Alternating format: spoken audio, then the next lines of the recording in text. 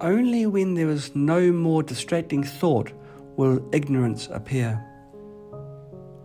By Ven Rens. As mentioned earlier, thoughts can be divided into coarse thoughts, subtle thoughts, and subtler attachments. After coarse wandering thoughts disappear, you may think there are no more thoughts. However, if you calm your mind further, you will discover subtler thoughts and mental distractions. By penetrating layer by layer, as you progress to a state where there are no more distractions, not even the slightest ones, ignorance will appear. There are several layers of ignorance. First is the attachment to self in person. When penetrated, the attachment to self in phenomena will appear. When the attachment to self in phenomena is penetrated, the fundamental ignorance will appear. Those with sharp faculties can penetrate the fundamental ignorance and get enlightened, but that is a later story.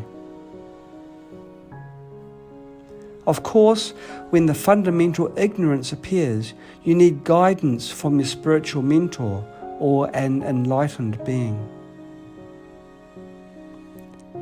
If your afflictive obscurations, karmic obstacles, and cognitive obscurations are heavy, like an iron plate, then no matter how much I strike it, it will be useless.